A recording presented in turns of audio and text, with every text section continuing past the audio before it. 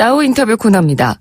헝클어진 금발 더벅머리에 목이 늘어난 티셔츠, 자전거를 타고 다니는 옆집 아저씨.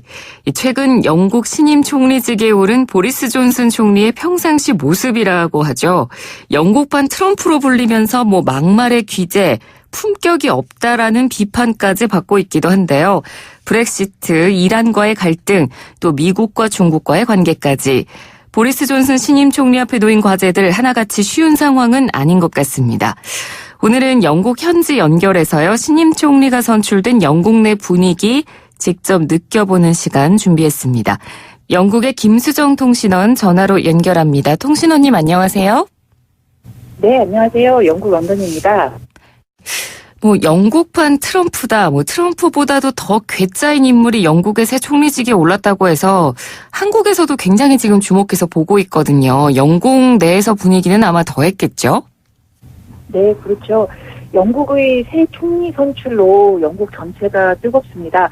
안 그래도 이상기온으로 연일 사상 최대 고온을 지금 찍고 있는데요. 네. 영국을 더욱 뜨겁게 달구고 있는 주인공은 말씀대로 유럽의 트럼프로 불리고 있는 보리스 존슨입니다.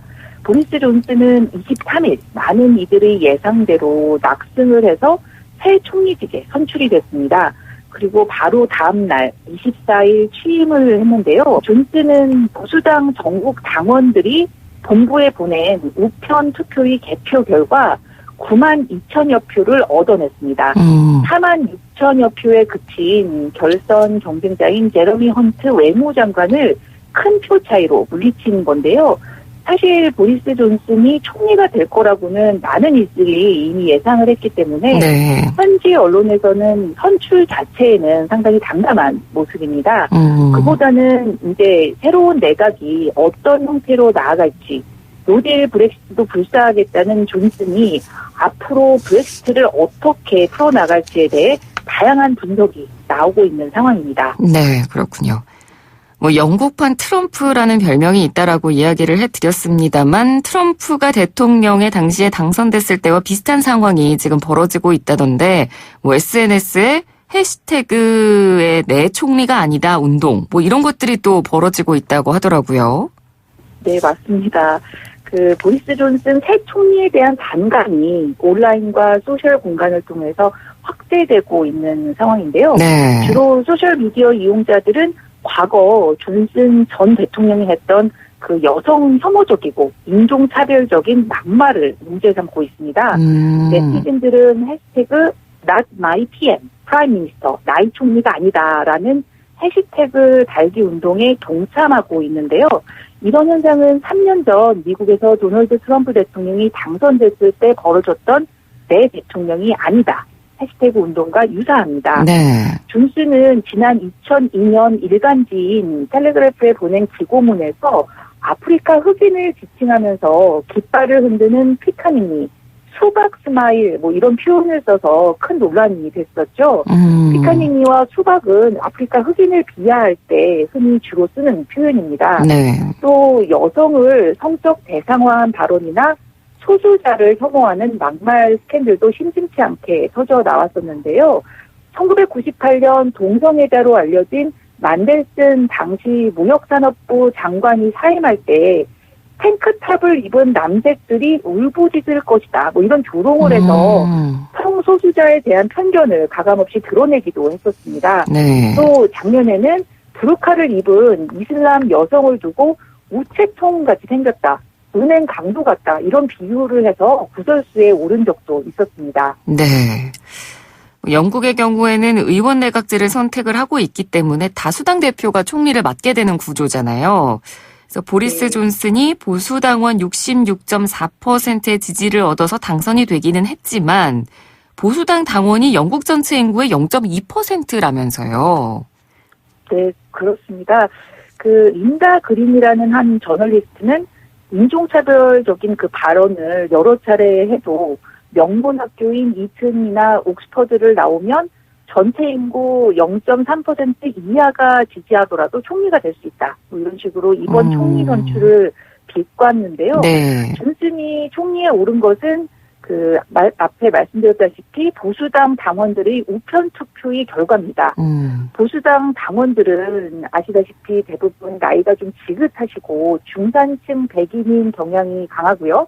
숫자는 약 16만 명이 되는데요. 네. 이는 영국 전체 인구의 0.2% 정도에 불과합니다. 그래서 그 16만 명의 보수당 당원이 총선 유권자인 4,600만 명을 대신해서 총리를 뽑는다는 것 자체가 문제라는 지적도 나오고 있는 거죠. 네. 이번 선출에서는 보수당 당원의 성향상 브렉시트 강경파인 존슨이 단연 유리했는데요. 현지 언론들은 보수 당원들의 시각은 영국 전체 국민들의 여론과 다를 뿐 아니라 보수당 하원 의원과도 좀 다르다면서 이 문제점을 지적하고 있는 상황입니다. 네. 이 총리직에 선출되기 전부터 내각을 꾸리고 있다 이런 이야기도 나왔었습니다. 그런데 사실 집권당이 바뀐 게 아닌데 그럼에도 불구하고 그 전 총리인 메이 정부의 인사들을 싹 다 거의 갈아치우다시피 했죠. 네, 맞습니다. 그 존슨은 브렉시트 찬성론자를 대거 신임 장관으로 발탁을 했는데요. 네. 전임 메이 총리도 노골적으로 비난을 하면서 EU 탈퇴 의지를 강조했습니다. 24일 취임 연설 자리에서 메이 총리가 재임하는 3년 동안 우유부단과 자기 불신으로 영국의 기관론자가 많아졌다면서 그들이 틀렸다는 것을 보여주겠다. EU와 재협상에 나서서 브렉시트 조건을 우리에게 유리하게 바꾸겠다.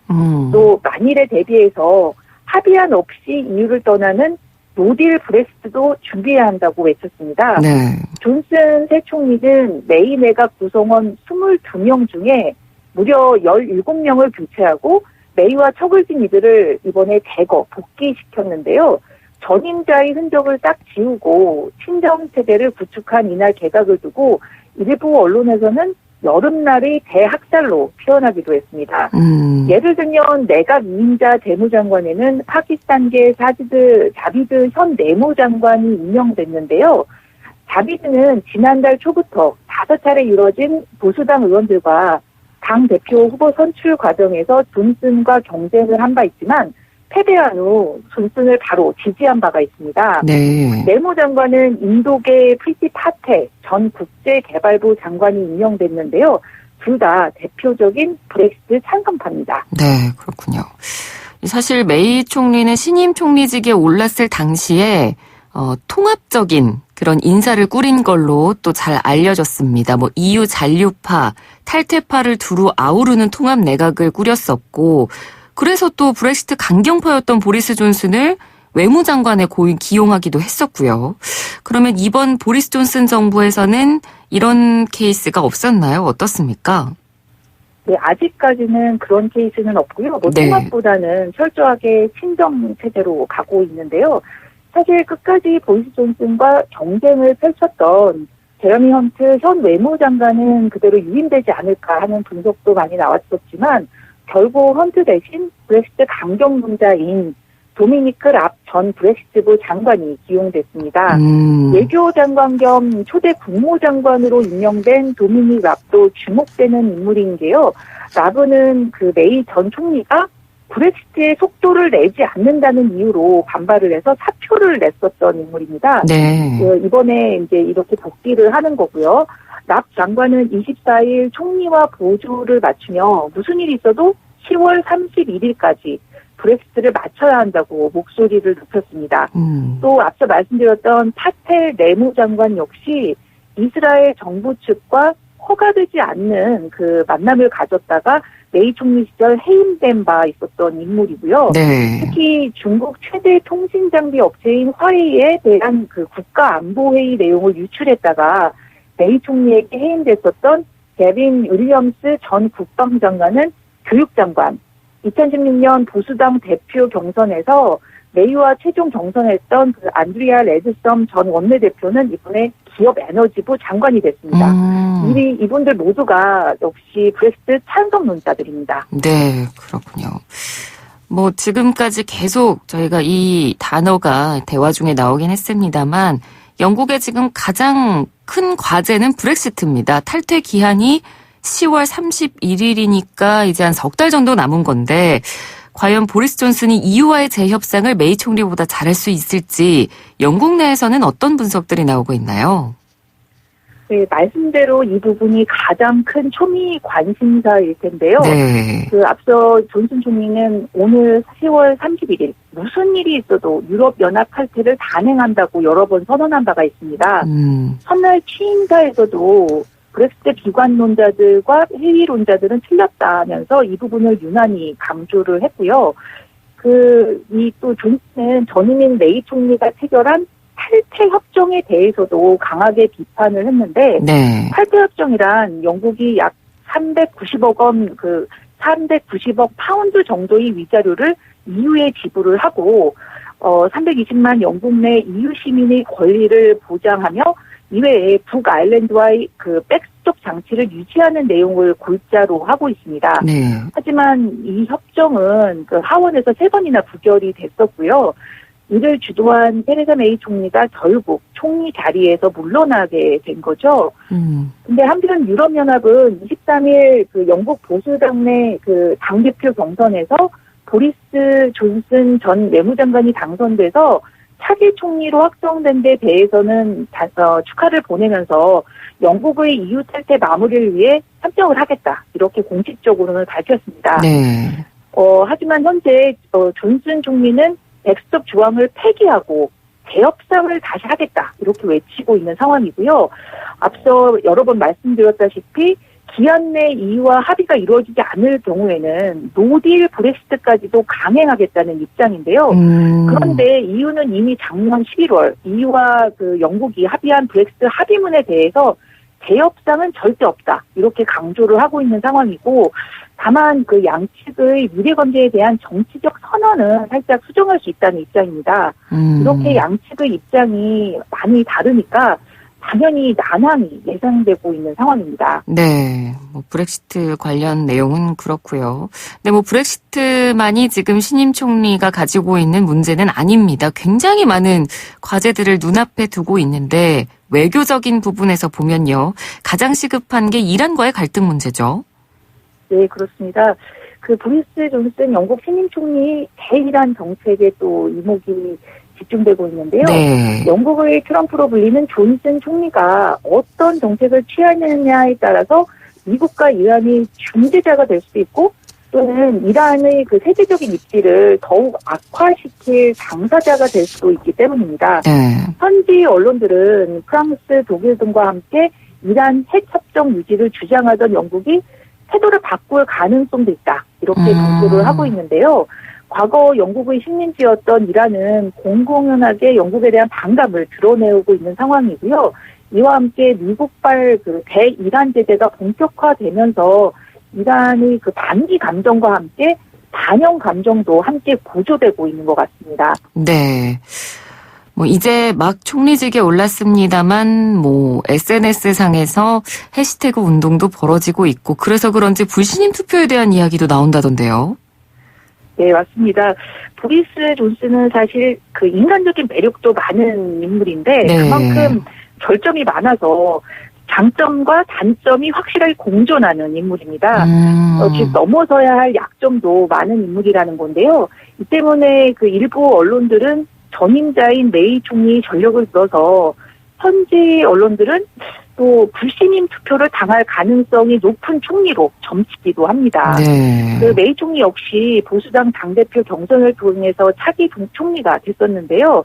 메이는 브렉시트 협상력을 높인다는 명분으로 2017년 6월 총선을 실시했고, 여기서 보수당은 단독 과반을 빼앗기는 참패를 맞은 바 있었죠.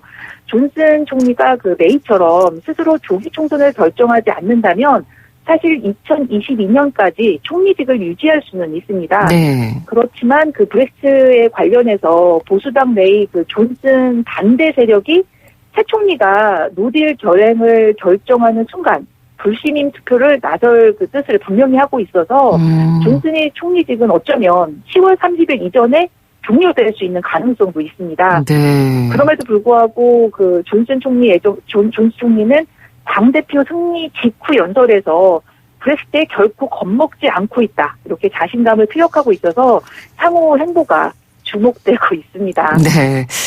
과연 앞으로 존슨 총리가 어떤 행보를 이어갈지 계속해서 지켜봐야겠습니다. 오늘 말씀 잘 들었습니다. 고맙습니다. 네, 고맙습니다. 네, 지금까지 영국 김수정 통신원과 함께 이야기 나눴습니다. 1부는 여기서 마치고요. 잠시 뒤 2부 이어가도록 하겠습니다.